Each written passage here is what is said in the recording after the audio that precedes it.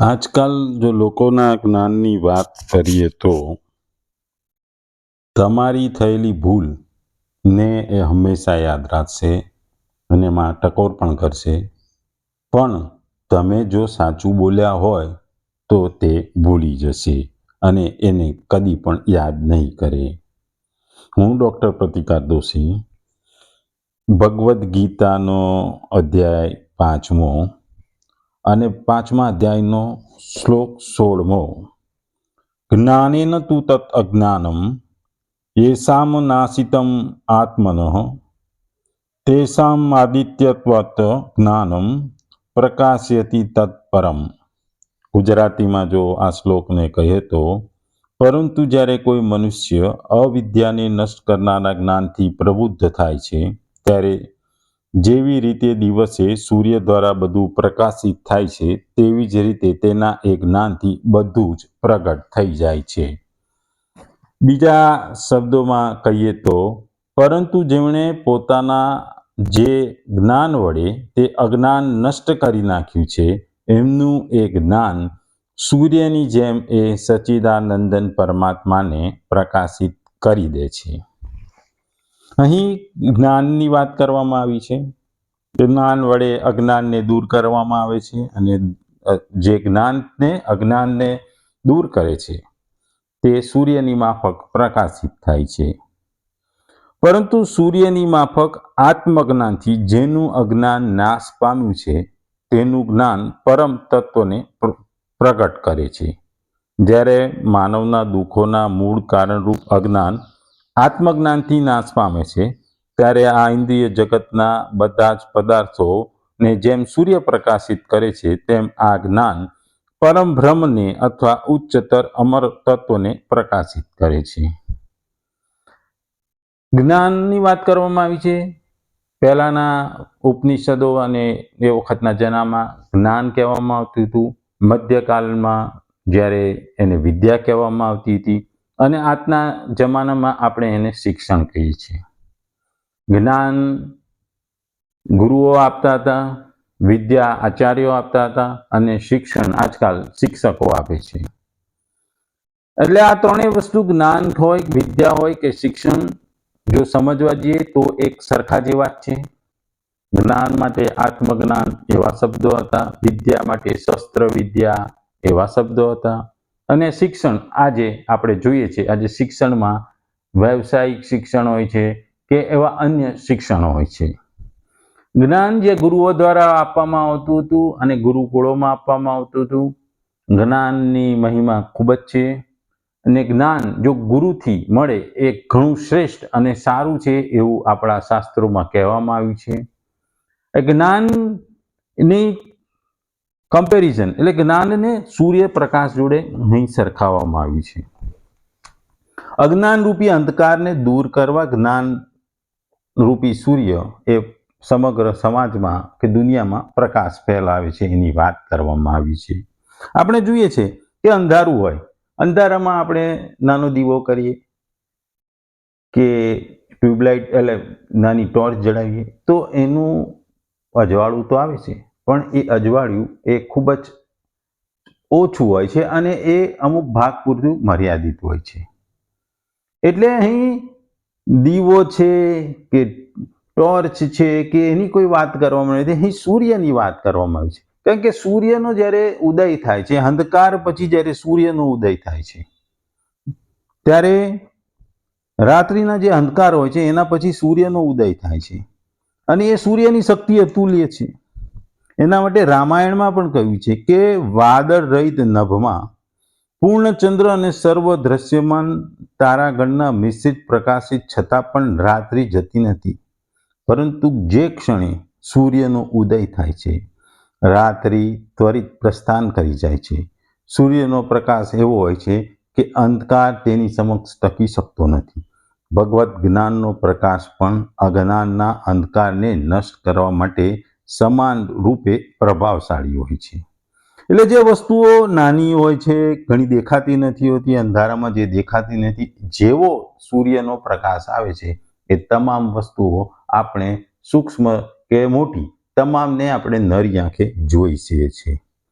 એ અંધકારને અહીં ભ્રમનું સર્જન કરવાનું મુખ્ય કારણ છે એવું કહેવામાં આવ્યું છે.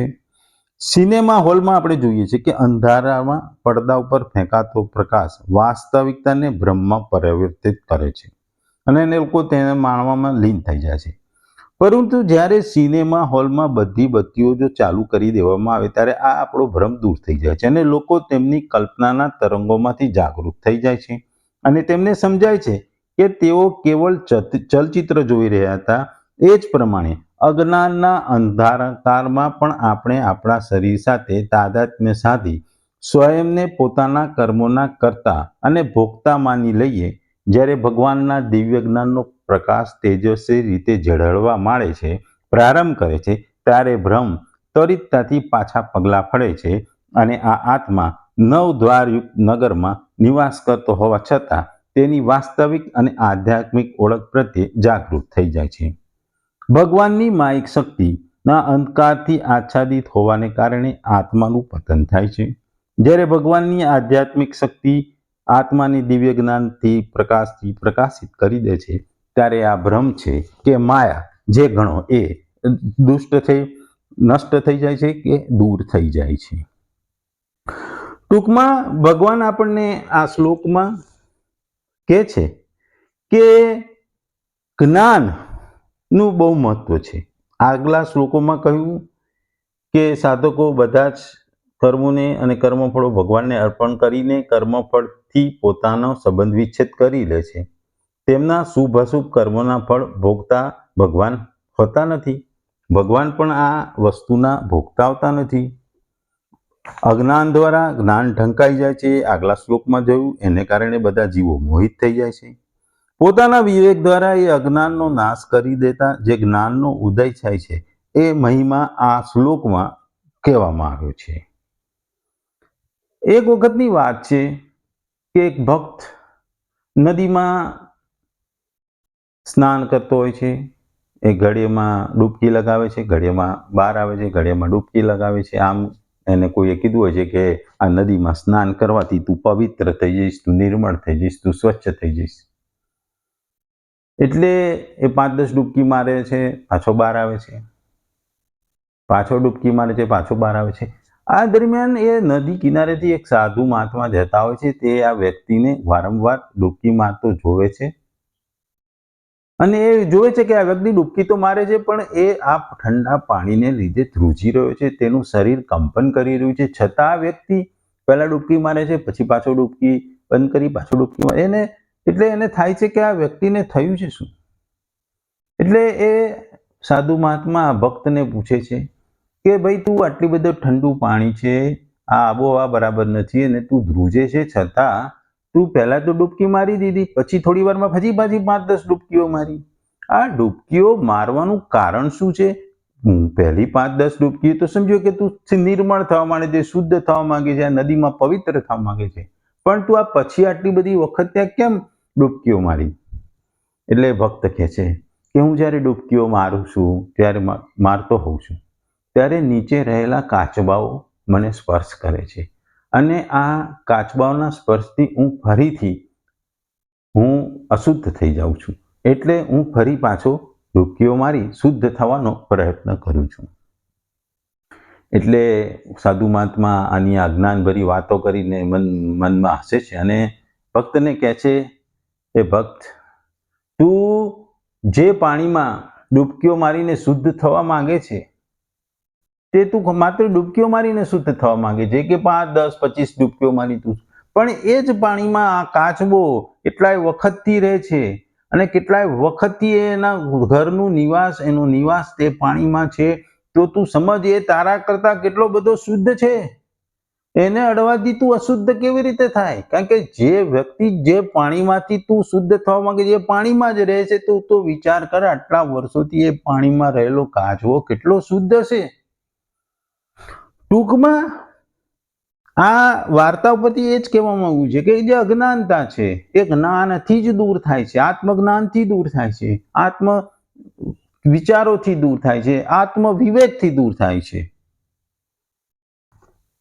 એટલે જ ભગવાન કહે છે આ શ્લોકમાં કે પોતાની સત્તાને અને શરીરને જો અલગ અલગ માનો એ જ્ઞાન છે. શરીર અને સત્તાને અલગ માનવા એ જ્ઞાન છે, પણ બંનેને એક જ માનવા એ અજ્ઞાન છે, એ અજ્ઞાન છે. ઉત્પન્નશીલ વિનાશશીલ સંસારમાં કોઈ પણ અંશમાં તો આપણે પોતાને રાખી લીધા, અર્થાત હું પણ અહંતા કરી લીધું, અને કોઈ અંશમાં પોતાનામાં રાખી લીધો અર્થાત મારા પણ મમતા કરી લીધું.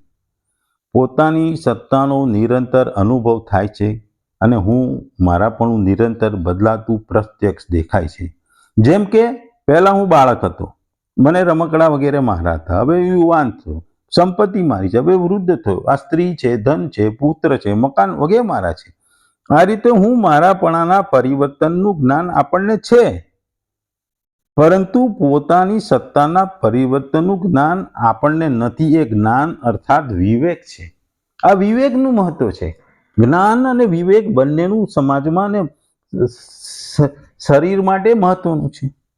હું મારાપણાને જડ પદાર્થોની સાથે ન ભેળવીને સાધક પોતાના વિવેકને મહત્વ આપે છે કે હું મારાપણું જેની સાથે ભેળું છે તે બધું બદલાય છે, પરંતુ હું મારું કહેવાવાળો, હું મારી સત્તા એ જ રહું છું. જડનું બદલાવું અને અભાવ તો સમજવામાં આવે છે, પરંતુ પોતાની જાતનું બદલાવું અને અભાવથી કોઈની સમજમાં આવતા નથી, કેમ કે પોતાની જાતમાં કિંચિત પણ પરિવર્તનને અભાવ કદી થતા જ નથી.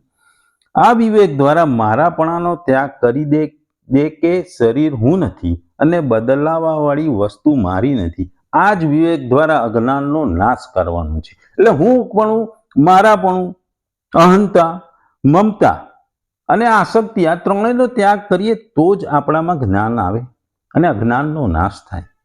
પરિવર્તનશીલની સાથે અપરિવર્તનશીલનો સંબંધ અજ્ઞાનથી અર્થાત વિવેકને મહત્વ ન આપવાથી છે. જેણે વિવેકને જાગૃત કરી પરિવર્તનશીલ હું મારાપણાના સંબંધનો વિચ્છેદ કરી દીધો છે, તેનો તે વિવેક સચ્ચિદાનંદ પરમાત્માને પ્રકાશિત કરી દે છે, અર્થાત અનુભવ કરાવી દે છે. વિવેક સર્વથા જાગૃત થતા પરિવર્તનશીલની નિવૃત્તિ થઈ જાય છે. પરિવર્તનશીલની નિવૃત્તિ થતાં પોતાના સ્વરૂપનો સ્પષ્ટ બોધ થઈ જાય છે, જે થતાં સર્વત્ર પરિપૂર્ણ પરમાત્મા તત્વ પ્રકાશિત થઈ જાય છે, અર્થાત એની સાથે અભિન્નતાનો અનુભવ થઈ જાય છે. અહીં ભગવાન આપણને એ જ કહે છે કે સૂર્યનો ઉદય થવાથી નવું વસ્તુનું નિર્માણ નથી થતું. સૂર્ય તો એ જ છે, વસ્તુઓ એની જ છે, પણ સૂર્યનો ઉદય થાય છે.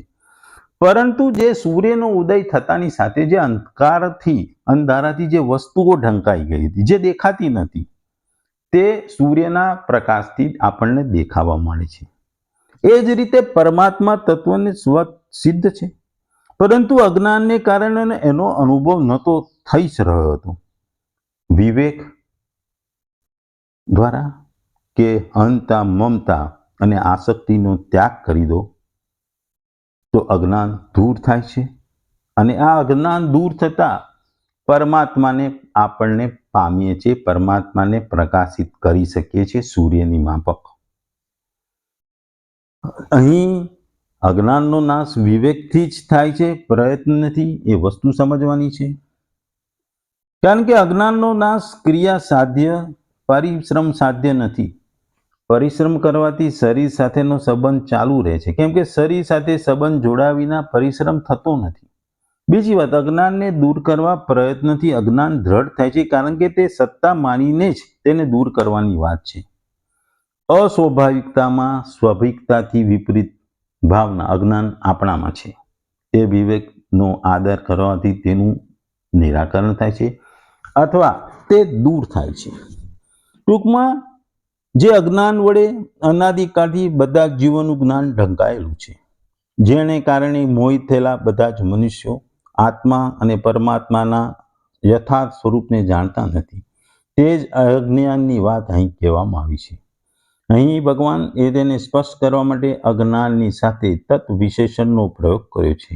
અહીં અભિપ્રાય એવો છે કે જે લોકોનું ઉપયુક્ત અનાદિ સિદ્ધ અજ્ઞાન પરમાત્માના યથાર્થ જ્ઞાન વડે નષ્ટ થઈ જાય છે, તેઓ કદી મોહિત થતા નથી. મોહિત નથી થતા એટલે જ્ઞાનને પામે છે. જેવી રીતે સૂર્ય અંધકારનો સર્વથા નાશ કરી દૃશ્યમાન જગતને પ્રકાશિત કરે છે, તેવી રીતે સાચું યથાર્થ જ્ઞાન પણ અજ્ઞાનનો સર્વથા નાશ કરીને પરમાત્માના સ્વરૂપને સારી રીતે પ્રકાશિત કરે છે. જેમણે યથાર્થ જ્ઞાનની પ્રાપ્તિ થાય છે તેઓ ક્યારે અને કોઈ પણ અવસ્થામાં કોઈનાથી મોહિત થતા નથી. એમની આજુબાજુ ભ્રમ ફેલાતો નથી, માયા નથી. માયાનું અસ્તિત્વ દૂર થઈ જાય છે, મોહનું અસ્તિત્વ દૂર જતું રહે છે. જ્ઞાન આ માયાની ભ્રમજાળને તોડે છે, મોહની માયાજાળને તોડે છે. એટલે અહીં ભગવાન આપણને એ જ સમજાવે છે કે જ્ઞાન એ જીવનમાં જરૂરી છે અને આત્મજ્ઞાનથી જ તમે દિવ્ય જ્ઞાનથી કે આત્મજ્ઞાનથી તમે પ્રકાશિત થઈ શકો છો, ભગવાનને પ્રાપ્ત કરી શકો છો, તમે દુનિયાને જાણી શકો છો. આધ્યાત્મિક જીવનમાં પણ વ્યક્તિગત પાસાની ઓળખ થવી એ જ વાસ્તવિક જ્ઞાન છે. માણસ પોતાને ઓળખે. આપણામાં કહેવાયું છે એટલે મનુષ્ય થાય તો એ ઘણું.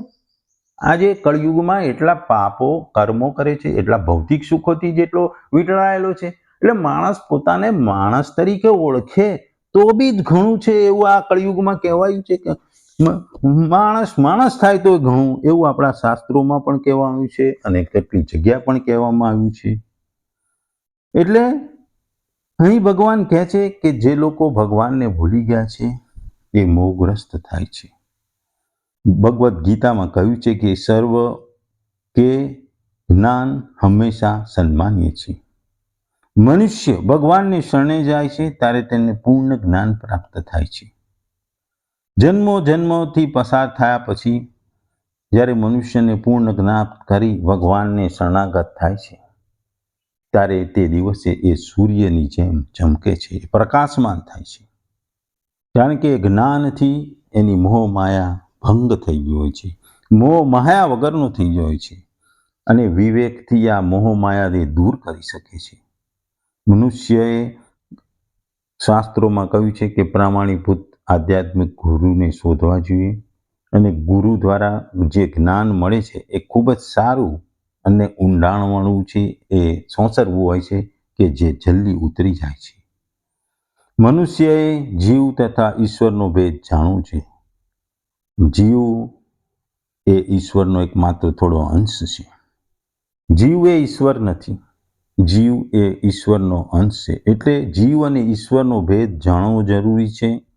એ આત્મચિંતન, આત્મજ્ઞાન અને જ્ઞાનથી જ આપણે જાણી શકીએ છીએ અને જે વ્યક્તિ આ વસ્તુ જાણી એ પ્રકાશિત થાય છે.